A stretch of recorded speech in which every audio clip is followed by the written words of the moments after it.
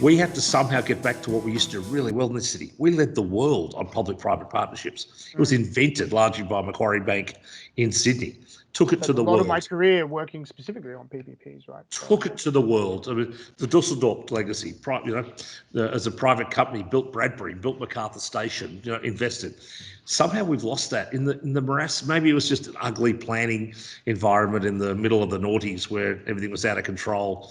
ICAC was running the show, understandably. We had to give confidence back to governance.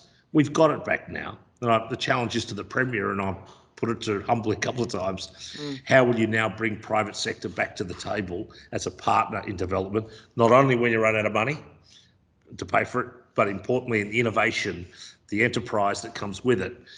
Then we go back to where we were, the leading city in the world for driving a public-private partnership model. You've been interviewing in the last few weeks a lot of senior eminent Australians in the public sector. In your version of a podcast, is it Western Sydney Unfiltered? That's the one. Right? Get it at all your leading bookshops. That's right. You can right. What's been the thematic when you've raised that? I mean, I know I did watch your one with the Treasurer, who I know is furiously in favour of reform in these areas, and I've been a cheering advocate. He's the tip of the spear here, Don Perrottet, to want to do that. But what about the others? Interestingly so, Jim Chalmers, the Federal Shadow Treasurer, similar thing. I think we're at that tipping point. I think there's a few tipping points in Sydney at the moment. I think social housing and need for reform has finally reached the level it probably needs to get the build to rents and that sort of thing coming around. I think there's the acceptance. Yeah, we've had our indulgence, we've done all that, and all of that government to government has culminated in a massive government because of COVID-19. The recovery has to be led by the private sector. 70% of people are employed by the government currently, either on JobSeeker or JobKeeper allowance. And right? Government has carried us through the pandemic. Private sector's got to lead us out of it.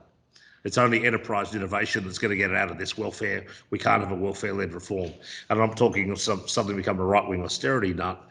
I've remained an enterprise nut. And that enterprise will come from smart people in collaboration with government doing what government does well: regulate, plan, be assurance, and fund your own capital works. And private sector comes in and works like that. So I think the private sector's got to lead us out. I want to see, what's a Tony Shepherd do? How do you put Shep in charge of a recovery task force? How do you harness He was chair of the WestConnex Delivery Authority, and that's part of the reason it got done. Shep ought to be chair of this thing to take us forward and that's putting private sector on its mettle too. This is not just sitting around and chipping away and wanting a deal. Where's your big ideas for reform, private sector? How can government enable that, soften it, make sure the public interest is carried, but not compete with it? How do we literally get ourselves out of this? And the best minds in the nation, the state and the city ought to be being harnessed, because there's a lot of great minds in the public sector. There's a lot of great minds in the private sector. Let them loose.